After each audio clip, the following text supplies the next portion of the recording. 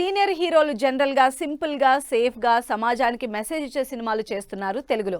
కానీ మెగాస్టార్ మాత్రం ఈసారి జోనర్ మార్చడానికి రెడీ అయ్యారు. మాస్ సినిమాల్ని పక్కన పెట్టి పక్కా ఎంటర్టైనింగ్ రూట్ లోనే వెళ్లాలని డిసైడ్ అయ్యారు.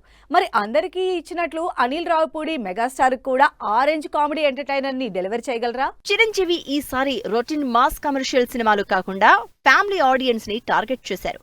అందుకే ఆల్రెడీ కమిట్ అయిన మాస్ మూవీని పక్కన పెట్టి అనిల్ రావిపూడితో సినిమాకే సై అన్నారు.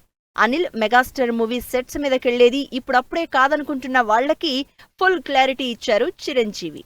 సమ్మర్లోనే సినిమా సెట్స్ మీదకెళ్తుందని రివీల్ చేశారు మెగాస్టార్. అంతేకాదు త్వరలోనే మెగా అనౌన్స్మెంట్ రాబోతోంది అన్నారు. చిరంజీవి అనిల్ రావిపూడి కాంబినేషన్ లో రాబోతున్న సినిమా మాస్ ఎలిమెంట్స్ తో బాలకృష్ణతో చేసిన భగవంత్ కేసరిలా సమాజానికి మెసేజ్ ఇచ్చేలా సీరియస్ సబ్జెక్ట్ ఉంటుంది అనుకున్నారు. కానీ అస్సలు అలా ఉండదంటున్నారు చిరంజీవి. కంప్లీట్ ఎంటర్టైనర్ లా నవ్వి నవ్వి కడుపు నొప్పి వచ్చేలా ఉంటుందంటున్నారు చిరంజీవి. ఇప్పటికే స్క్రిప్ట్ తో పాటు సీన్స్ వర్క్ కూడా కంప్లీట్ చేస్తున్న అనిల్ రావిపూడితో సినిమా చేయడానికి ఎక్సైటెడ్ గా ఉన్నానంటున్నారు megastar. Anil Ravipudi back to back success లో ఉన్నారు.